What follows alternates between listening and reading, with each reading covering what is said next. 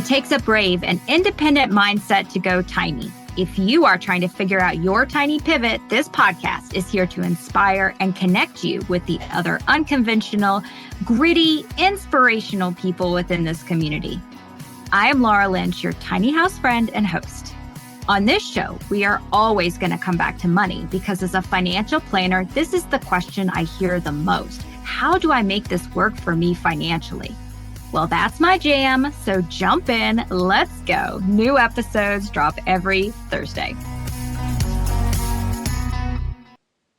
Just a little disclaimer to get started with this episode. I am on the road, got to speak at a financial planner conference about tiny houses, so not in my studio, so apologies for any audio glitches.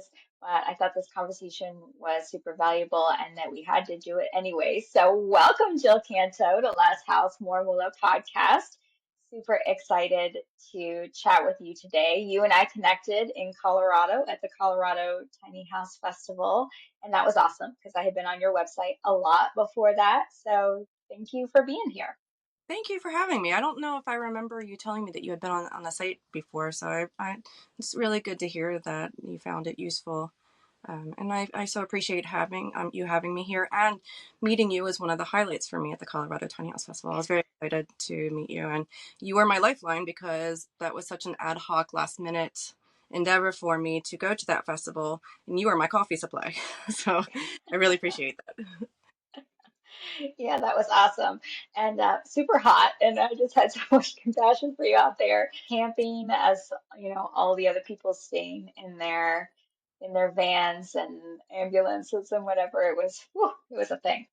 It was 102 degrees. My tent was a sauna. It felt like a sauna at different points. It was an interesting experience. But anytime art is throwing a festival, it's worth going to. So I'm very glad that I went. Yeah, it was awesome. So, Jill, if you will, would you introduce yourself and the work that you do within the tiny home community? Sure. My name is Jill Kanto. I went tiny in 2015, and I've had a really difficult time finding parking. And that led to me developing the site, which is now called choosetiny.com. It had a much longer name before, search tinyhousevillages.com. And so choosetiny.com started as a listing of tiny house parking spots with a focus on communities and neighborhoods. And my background is in studying intentional communities, and I've lived in a small intentional community for the past 8 years. And for the past, since 2013 or so, so the past 11 years, I've been visiting and studying and going to conferences about tiny house communities. And so the website includes all types of parking spots, especially with tiny houses. We can't be too picky and exclude because while it's much better finding a place to park, we want to keep as much information out there to help people. But it is for the purpose of the site is to help people, but also to point the needle towards the benefits of intentional communities, the tools for intentional communities, so that people ultimately can have the option of living intentionally should they want to. Yeah. So this is a point of mutual interest that we have in that, as listeners may recall, I did a 6-month permaculture design course during which a lot of talk about intentional communities and cultivating that and how that adds value to the community's life and the individuals who live in it. Share with us kind of why it is that you have dedicated your personal time, because this isn't your full-time gig, right? Working in the tiny space, but this is a personal project for you. Why is it so important to you to get the word out about intentional community and tiny living? Well, tiny living for me was a lifeline. I was a newly divorced single mother of 2 small children, and there was not enough hours in the day nor enough money in my bank to make it work, despite trying. I just kept finding my health spiraling, and I wasn't getting the quality time that I wanted with my children. So I went tiny under exigent circumstances for the financial aspects, but I like to think that I would have gone tiny eventually for the other reasons, like living in community would be the social benefits, but also the ecological benefits, where you're living a gentler life, you're reducing your carbon footprint in many ways, not just by living in a smaller space. If you move, you don't have to go through the entire moving process, all the boxes and getting rid of stuff and getting new stuff. and the lowered electrical usage and water usage. Though those are the reasons I went tiny. Why I help other people is because I've always been somebody that really enjoyed being in the giving space. I get a lot of, I mean, it's in a selfish sense, I get a lot of satisfaction out of it, seeing when I'm at these festivals as a speaker, seeing like a spark go off in somebody's eye with when I'm imparting information on them, and I can see like their life arc just got nudged in a little bit of a different direction, and there's really nothing that compares to that. It's a little bit addictive to know that like your existence has helped somebody else. But on top of that, I was in the past, I'm a web developer, so in the past I'd been doing a lot of like help with like animal rescue and other like environmental projects through web development. And I was just realizing that these problems are just getting bigger and bigger, and I'm just trying to plug holes. So I thought living tiny, and especially living tiny intentionally in community, is recreating the structure so those holes don't happen as much. So it felt like a more strategic way to try to leave an impact. Yeah, so let's dive into that a little bit more in terms of how you see community living solving, plugging those holes. What are the benefits that you see? Why does community living appeal to you? So I think that the way that our society is currently set up leaves a lot of people in struggles that aren't that if things were restructured, those struggles wouldn't happen. And then without the tools to even recover from a lot of those struggles. So I think that the current setup that we have, it's going to take a long time to create enough change where that's not happening. And I think that tiny house communities or even just living tiny is an interesting current method that you can survive within that type of imperfect structure that we have, and also something that can move the needle towards fixing the imperfect structure that we have. So I think that some of the benefits of living tiny, did you say just living tiny or living tiny in community? Either one. Okay. I think some of the benefits of living in community, well, so this is where I could get really nerdy, and this podcast would last about 3 hours. So I'm going to try to stick to high levels because there are so many ways that you can structure a community. But the takeaway is that you are reducing, it's like permaculture. You're increasing the yield, you're reducing the labor, and you're benefiting the health of the local environment. And so if you replace that with people, you're reducing the labor of the people, you're increasing the mental, physical, and emotional health of the people, and you are increasing the benefits of everybody that's living there. So on a more granular level, what that looks like is depending on how high of an interdependence level that you're sharing with these people. So you can set up a community where you're still moderately independent. You know, everybody just has like a shared vision of why they're there, and there's just a minimal required interdependence. That can be fine. That might be what some people are looking for. So other people might want a very high level of interdependence, more like in an Amish community where they're building each other's houses, you know, raising barns and such. But so you can. They're one of my favorite communities. Not a tiny house community, and I just got back from an intentional communities conference there. It's called Twin Oaks in Virginia, and they commit 42 hours per week of labor to the community, but they get their meals cooked, they get their laundry cleaned, they get their houses maintained, they get their cars maintained. They don't have that second and third shift that you and I would have once we're done work, and then we got to go. Well, for me, I've got children, you know, tend to children, the house maintenance, appointments, all those things that we have to do that, you know, that even living tiny, it's easier when you're living tiny, but it's still there. When you're living tiny in community, it's even more minimized. So you are really maximizing your free time. Studies were done at Twin Oaks and other intentional communities, and they found that the mental health was much sturdier there, and that the physical health was sturdier. So there's a collection of intentional communities under the umbrella called the Federation of Egalitarian Communities, and they have like a shared insurance, and their insurance premiums are so low per person because they don't have much mental health or much physical health issues. And there's some like there's definitely some pros and cons to the way that they have their insurance set up. It's not perfect, but when you are sick, you don't have to work your 42 hours if you can't. You know, if you can only work half of them, if you can work none of them, you have that time to recuperate and to heal. And also, loneliness is a huge epidemic that we're facing within the United States, especially the older you get. you have to really work hard to maintain social connections. Not like when you're in school where there's just people around you all the time. So, and Maslow's needs, I think community, social connections should be right at the top of that. Diet, sleep, communal connections. So, I mean, and there's more, but I don't want to keep this like 5 hours long. If you have any particular ones that you think that I might not have hit that you'd like me to expand on, I'd be happy to.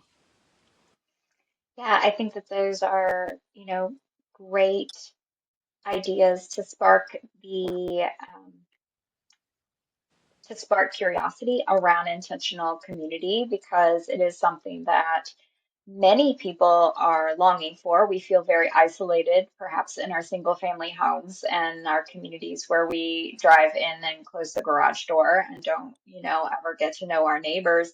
And yet, the reality is for all of humanity, we had lived in village and community and had created community support networks. I mean, I think I've probably mentioned before, like the idea around, having a nest egg of dollars to take care of us in retirement. The advent of the 401k did not happen until the year that I was born. So, in the past, we took care of our family members and those in our community as they got older instead of expecting those people to pay for all the services and care that they needed, which paying for services is a whole different, thing than having family and friends care for you. Yeah. So I There's one. think, If you wanted to move on, I did have more that I just thought of that I wanted to add. But if yeah, you want, um, so right ahead.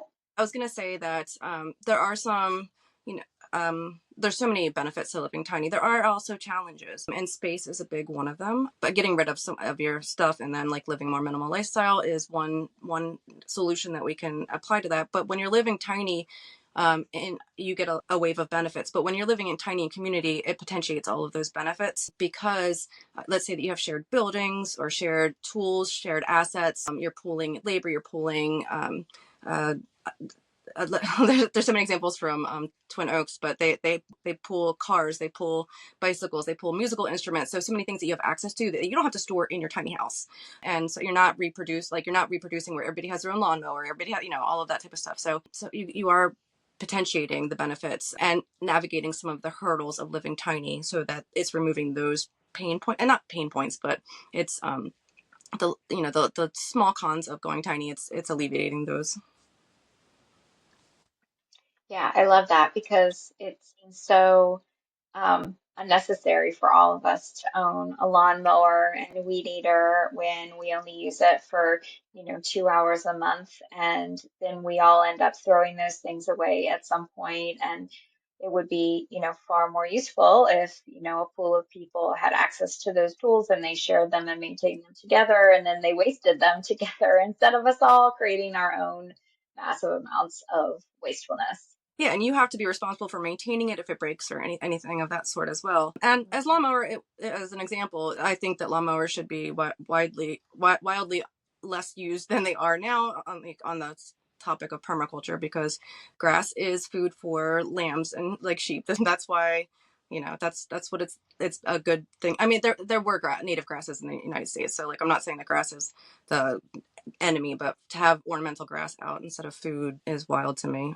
Or even like in communal areas, just having steppable plants would be so much better to me than having grass. But that's such an aside.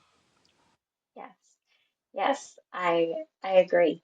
I'm often anti-mowing when the grass is not like turf. I'm like, let it grow because I love the blowing grass for the prairies. Okay, Oh, and I don't have to cut grass because I live in community and somebody else is doing it.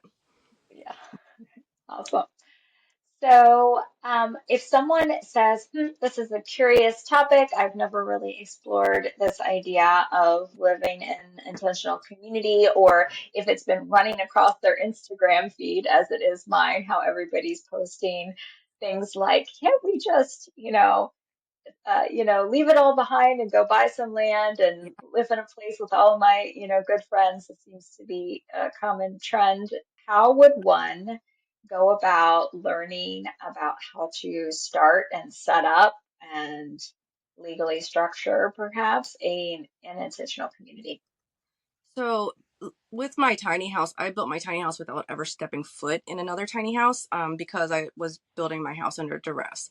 I don't recommend that approach for building a house, and I don't recommend that approach for building a community. I would recommend visiting communities that are out there. So if you go to choosetiny.com, you can some of the filters on this choosetiny.com has a lot of filters, and some of the filters are culture, so you can pick intentional community under that. Financial, you can pick if there's like a work share for paying for the cost of living there. And there's a few other filters.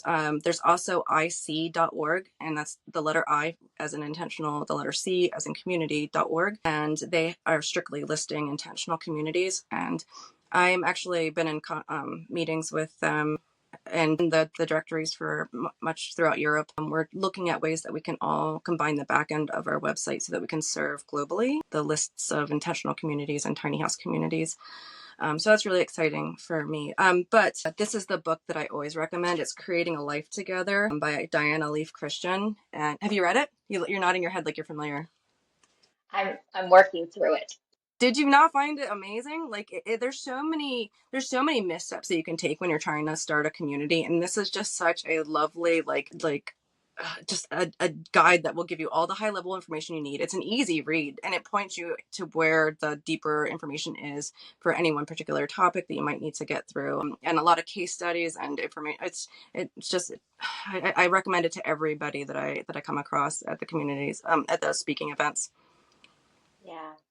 Yeah, I think there's definitely some great resources out there. And you're so right about going and experiencing it yourself because we are brought up in a very individualistic culture. And so to make that change would probably be on the scale of going from, a regular house to a tiny house. Like it's a pretty big shift. But And it's a so, spectrum. So community is about what the people that want to live in that particular community. It's designing it around what they want, just like you would do in permaculture. You're designing it around what your needs and wants are.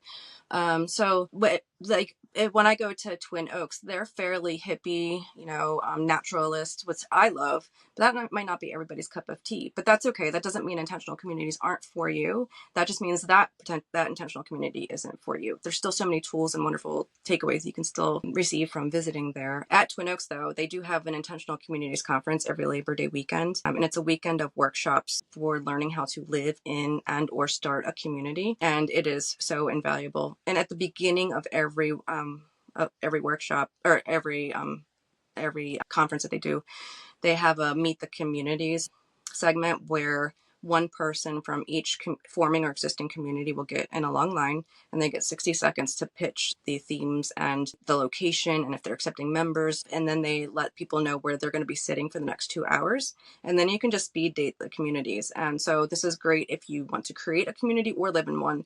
So you can go out to the ones that pique your interest. You can go visit them and ask them questions about joining if that's what's of interest to you, or about recreating what they're doing, and also setting up times to come visit if that's something that you would like to do in the future. So I don't know of anywhere else where you can get that type of experience that quickly. And while you're there, you are temporarily an intentional community within an intentional community, because each person that's there is required to do 1 2-hour work shift. So you are the whole conference is self-sustaining.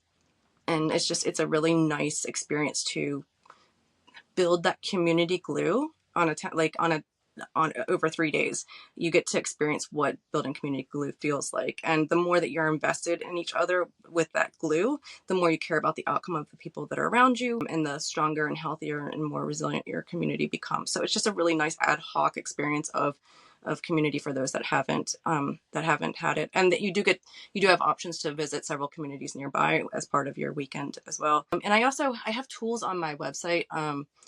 One of them and I'd like to further develop this, but one of them is it's a Google form that you can have all of the people that are interested in starting a community with you fill out, and it just gets and it's just a model. You can use it, but it's just a model for creating your own. It's just a quick way to get an idea of like the deal breakers and the different expectations that people are hoping to have within this community, because it is very hard to have those conversations about, because it's like trying to found a company and marry 30 people at the same time. It's so you've got the odds stacked against you. And interpersonal relationships, we're not, as a country, we're not strong on those.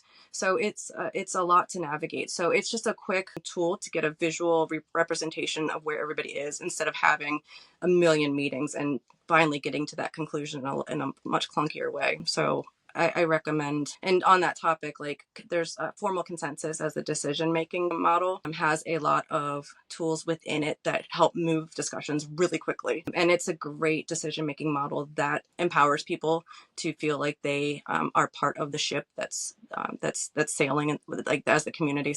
It's a great model to start with. There's other ones as well, but even if you don't adopt formal consensus, I recommend looking at some of the tools just so you can have fast, effective meetings. Yes. Yes. Yeah, So I think that's one of the big challenges, right, of decision making and getting the community on board with things, and also power dynamics. It seems like I'm reading in the Starhawk book, right, this case study of sort of power dynamics, like the power that the founding members have over others, and kind of how you deal with those power dynamics and the resentment caused by preferential treatment perhaps, and things like that. And that's whew, So that's why I recommend having, so with the community that I'm in, and I just happen to have a benevolent dictator in my community. There's a woman that owns the farm, and she is just an amazing person. She lives here. And I just lucked out that I just have, like, the most wonderful family that owns the community I'm on. But there is a power dynamic. As wonderful as she is, I find it difficult sometimes to bring things up to her, because she's my landlord, effectively, even though they're family to me. There's still that invisible power dynamic. So what I recommend when people are starting communities is looking at the people around them and recognizing that the people that they're starting with might not be the people that they end with. And that's okay. That's healthy, because learning as you're moving along and learning that, like, what it is that are important to you for the core concepts for your community, other people learning that their core concepts don't align is the best thing for you. And that's not it can hurt and sting, but, like, that's a net win after the fact, because you want to, your core group needs to, let me put it this way, every person that you're bringing on as a member is putting a hand on the steering wheel. So you want to have whatever the core principles of your community are, you want those people to share that. And so it's important to get that defined. And it's a win knowing that you've been able to define that. And each person that puts their hand on the wheel is going to steer it a little bit differently. And that needs to be looked at as a blessing. Diversity is strengthening. So bringing in those different skill sets is important, but having misaligned values for the core principles of the community is not a benefit.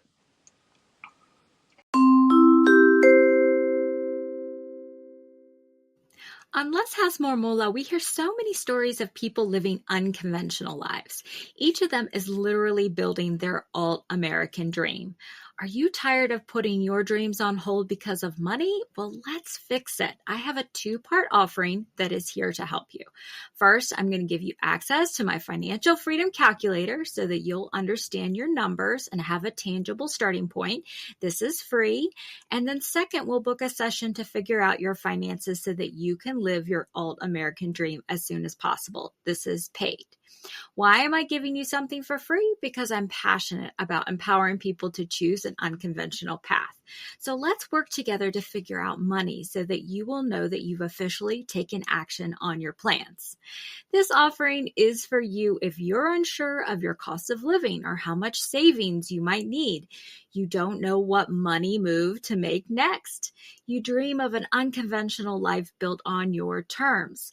You're seeking a permanent solution and not a one-time motivational boost. You want to learn about money from someone who shares your interest in breaking away from the norm. So what do you think? Are you tired of starting sentences with someday when I? Then go to altamericandream.com and get the financial freedom calculator.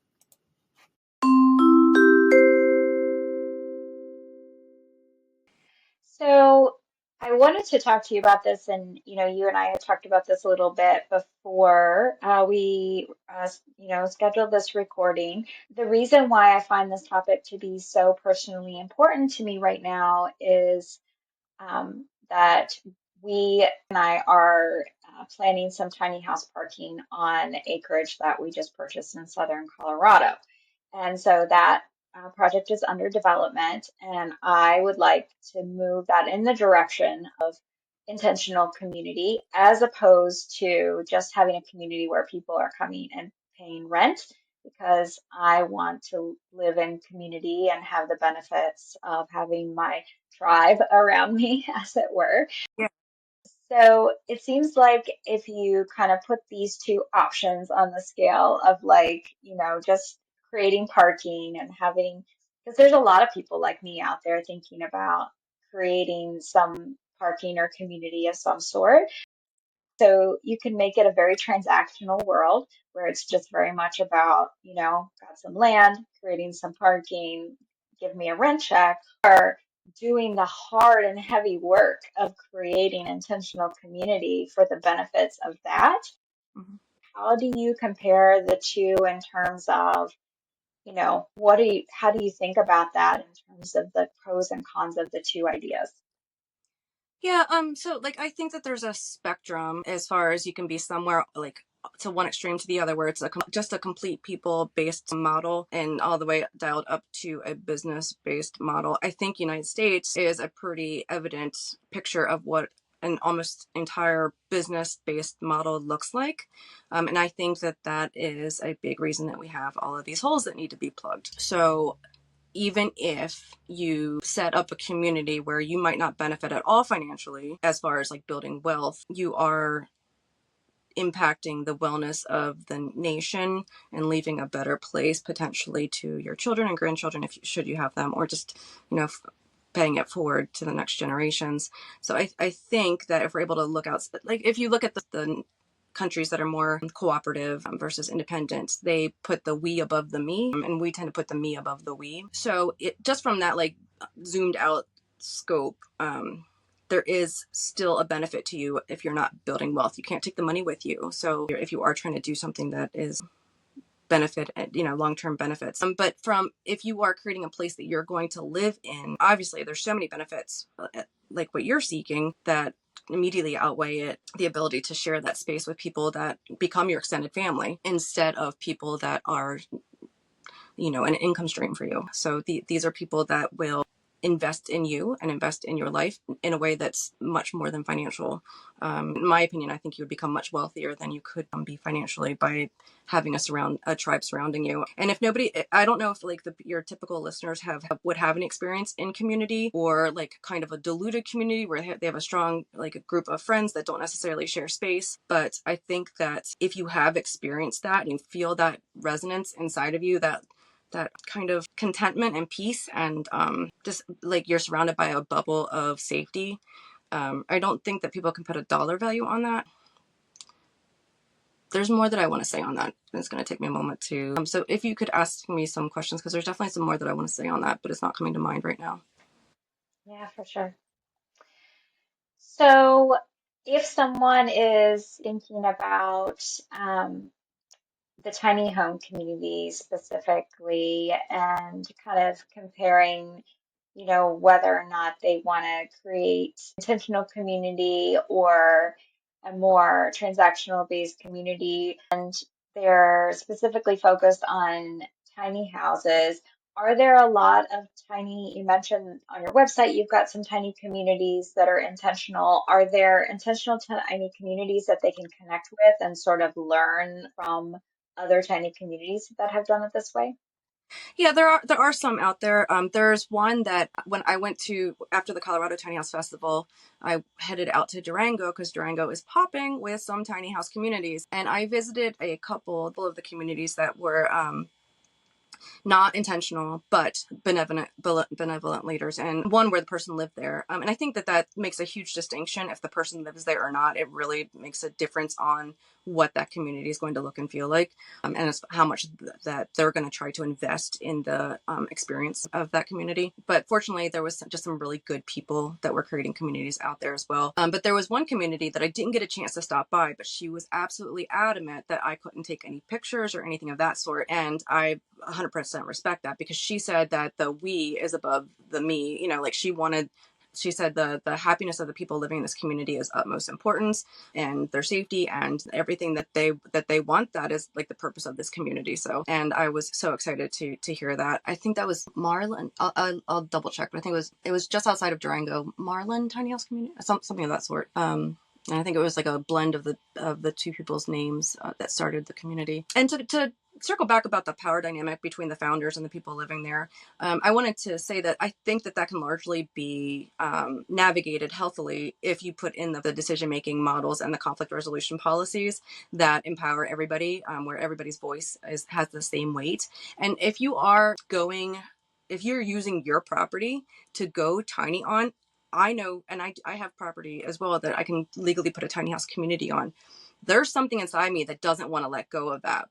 Like it's mine, it's mine. I don't want to let it go. And like, it's like, do you know what I mean? Like you just bought the land too. So maybe you're experiencing the same thoughts, but I'm also sitting here thinking like, there's so many things that I'm discontent with my life right now. What am I holding on to? Land that I'm not even living on, that other people, and that I don't have time to flesh out and develop myself alone right now. Like I could be harnessing other people's energy to create this community together. And then this could potentially resolve a lot of the points of discontentment within my life. So I think that's an important thought to take, because like we have such an ownership model here, instead of like a share model. Yes. Yeah, that is the air that we breathe, literally, right? Is that individualistic ownership, competitive culture. And I think that's one of the things that's so terrifying about bringing people, into your circle in a closer way, is that we're all infected with that. Yeah. And so the work of creating a we above the me is so intense, and has to be like, you have to have a really long view, and you have to be very patient with the process, and you have to like accept imperfections, and you have to just you have to like be very focused on the end goal of creating a healthier lifestyle and more enrichment for yourself in an intangible way. And that is just so counter to our culture that it makes it daunting. Yeah, I think it's really smart to start with a very small core group of maybe 2, 4, 5 people that share a vision. Get it really nailed down what it is that you want, and then develop your membership process, and take the membership process through like a break protocol where you're trying to see under what conditions that process will fail to catch some of the concerns that you might have. And then revise it until you think that you've got a pretty good system in place. Use the resources that are out there, like Diana Leaf's Christian's book, and then slowly bring people in, and then give them a provisional membership where they're not voting right away. They're not participating in the diplomatic or in the for a period of time, until they're getting accustomed to the rhythm and the flow and the nuances that you're trying to create within that community.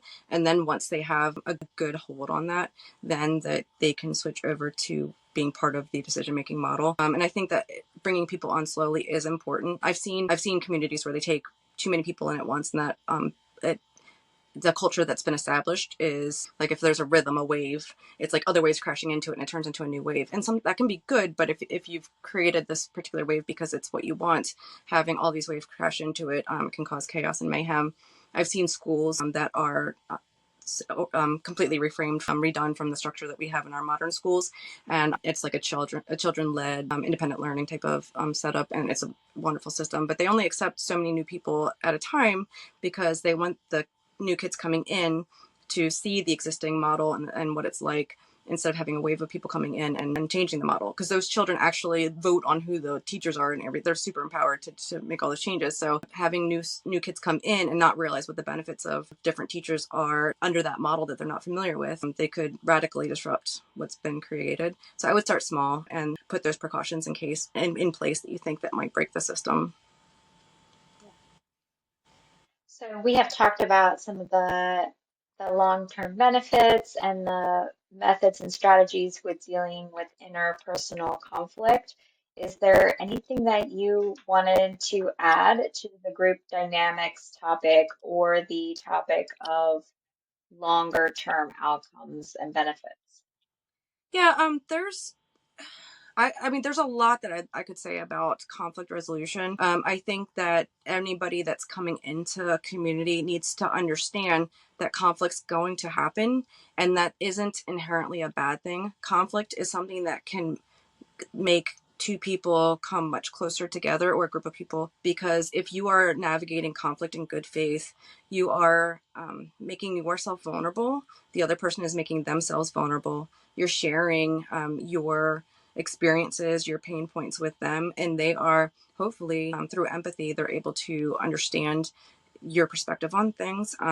But so there's so much that I could cover more on conflict resolution, and I'd like to hit a couple of those really quickly. When you are moving into community, it's really important to understand that conflict is going to happen, and that is okay. I think a lot of people see conflict as a failure, and that is not what it is. Humans are messy creatures. We are emotional. We have different perspectives on things. So conflict is really a valuable place that people can strengthen the community glue. When you are approaching conflict in good faith and with appropriate tools, you are making yourself vulnerable with the other person or a group of people, and they're doing the same. And you are able to empathize with them and see their perspective, to see the pain points through their eyes as they are doing with you. So that is building community glue in that sense. And then you're looking for ways to find the win-win, where it's not, well, he gets what he wanted or she got what she wanted, and that, no, it's not. You're not looking for that. You're looking for, how can all of our needs get met through this conflict? What is the solution that's going to satisfy everybody? And so it's a creative brainstorming process, and that formal consensus is as well. It's looking for the solutions that empower everybody, because it's so hard to think of like, oh, 30 people are never going to agree on one thing, and it's no, they're not. But 30 people can agree on a set of principles that's going to like benefit all of them, and some of that is give and take. Like a decision might be made for the community that you're like, I don't love that decision, but it's not going to personally impact me. But I know when I have something that's really important to me, if it's not going against the foundational principles of the community, that they'll have my back and my needs will get met on that one. I think those are great points. In fact, I was just listening to the audio book version of The Subtle Art of Not Giving an F. And in that book, problems are, and the problems that we have in life, right? We have a million problems every day in life. We really view problems as, or failures too, as some sort of flaw in our character, that we have problems or that we have failures. And really, if we had no problems and no failures, we would have no growth. No growth at all, right? You Yeah. never grow or learn anything from successes, wins, and, easy breezy life. We only learn and grow as people through problems, and conflict is a problem. And so Yeah. we never, if you get along with somebody and everybody plays nicey nice all the time and there's never any addressing of differences, That's then just good talk. nobody ever has the opportunity to learn anything or to grow at all. Yeah. Yeah, absolutely. And so there's one other thing I wanted to add, and then I want to hop onto the last thing that you're saying. The other thing is that setting up prevention for conflict is important as well. Setting up policies that help clearing the air. So there's a community called Acorn, not a tiny house community. They're intentional. No, actually, I think they do have a tiny house there now. They are an intentional community in Virginia. They're part of the FEC that I mentioned, the Federation of Egalitarian Communities, and they have a process called the clearness process. And so they every year and ad hoc as needed, they will say to somebody, I need to get clear on something. And so you're creating a culture of ahead of time of knowing that this is for the benefit of everybody, that you are sharing the feedback and the critical feedback for creating growth and for building community glue. And there's another tool that I absolutely love. It's called the withhold. So just to go back to clearness, you're sharing the issues that you're having with the person, and it's not with the person, it's with behaviors of the person, so it's never an attack on the person. It's something that they've done or are doing or are in. And empowering somebody with the knowledge that they're doing something that's harming you it's such a gift, because most people want to not be harming people around them, or want to be able to have at least know that their actions are impacting somebody else like that. But to jump back to the withhold, we all have egos, and a withhold is such a beautiful tool where you can say to somebody, I have a withhold that I'd like to share with you. Will you accept it? And if they say yes, then you tell them what your grievance is, and they have to sit with it for 24 hours before they can respond. So 24 hours later, you guys can talk it out. But that gives you the chance, the receiver, the chance to go through the thought process and all the egoic and the emotional responses of where you're defending yourself. It was like, well, I would never, or I didn't do that. All those thoughts where you're, and then you get to elevate yourself back to the we over the me. So it gives you that space to do so. And the other thing that I wanted to touch on that I've started talking about, but haven't really dived into, about formal consensus being such a stronger process and really harnessing the growth mindset from everybody around you, is if you don't come up with an immediate win-win solution, there are so many tools that you can use to bring the people within your group to find the win-win solutions and proposals very easily. And one of them is, I don't know if you saw my talk at the Colorado Tiny House. I know you went right after me, so I don't know if you caught the beginning of it, where I had everybody stand up in a mock community. And we did, I said, we're going to do where we all pretend we all live in a community, and we're going to pretend that we have an issue that we're trying to see what we're looking at, rather see where people are on it. But if you've ever sat with friends in a circle trying to hash this stuff out, it's like 2 hours go around and you've just basically only gotten past the introductions of what everybody's name is, and it's so inefficient. So the problem that we selected was dogs. There was a concern about dogs within the community, and whether we should allow dogs within the community. Now, in Colorado, of course, everybody has dogs.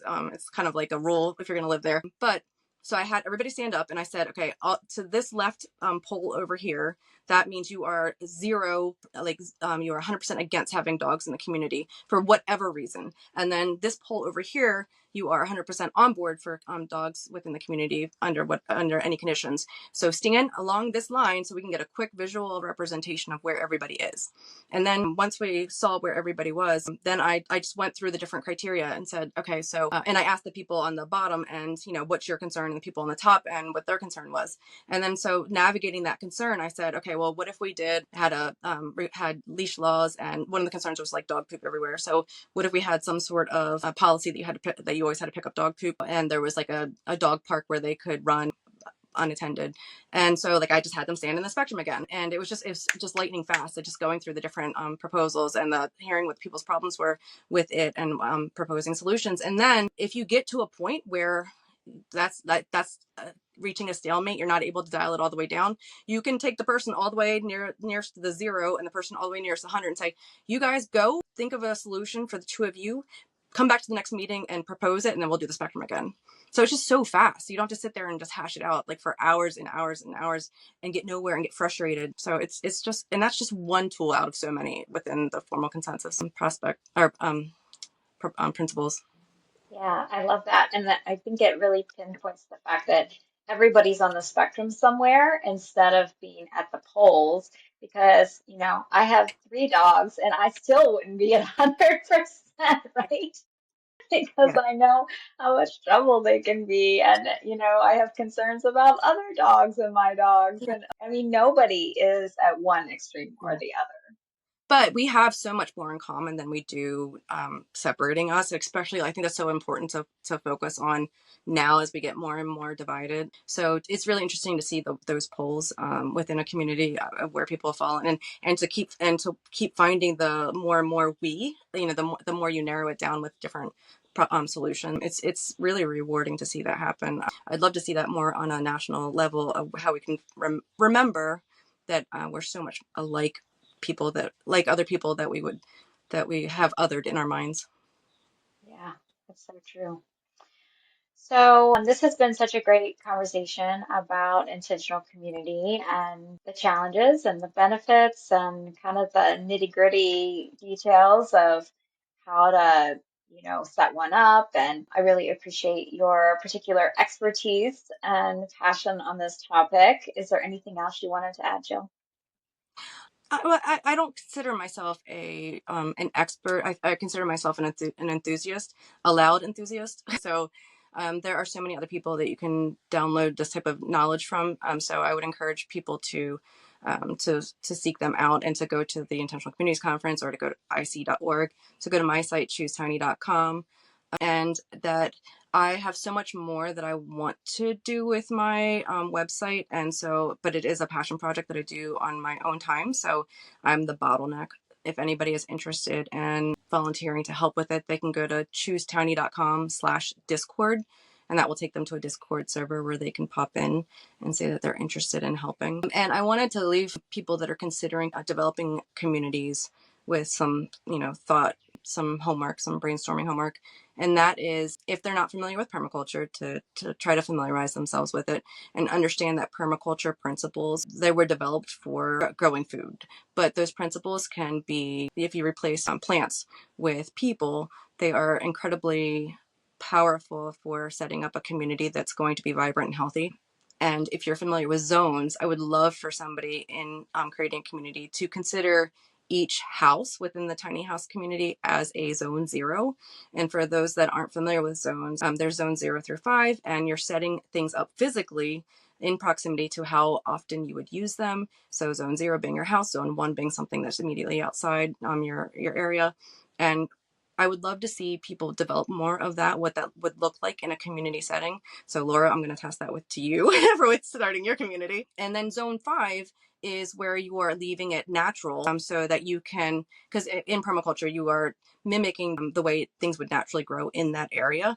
And so I would be really interested to see what that would look like in a tiny house community, whether that's just leaving a natural area for people to experience, or if there's something else where we can extrapolate that to people within their community. So just some closing thoughts, if I had more time, that I would love to brainstorm and see what will come out of it. Awesome. Yep. Well, I'm super excited about the idea that so many people are out there, seeking this kind of knowledge and trying to create ways that we can live in a more, mutually beneficial and gentler way. I love Yeah. that you use that word because that's on my immediate radar of the life that I want to create. So thank you, Jill, for all of your thoughts and wisdom there and for being on the podcast today. Yeah, thank you for having me. It was such a delightful experience. Thank you. Hey, thank you for taking the time to listen to Less House, More Moolah. I have another free resource on my website for you, the Unconventional Values Quiz. In just 2 minutes, you can pinpoint your style of freedom seeker, security guardian, adventure enthusiast, or community builder. Check it out at thetinyhouseadvisor.com. And one more thing.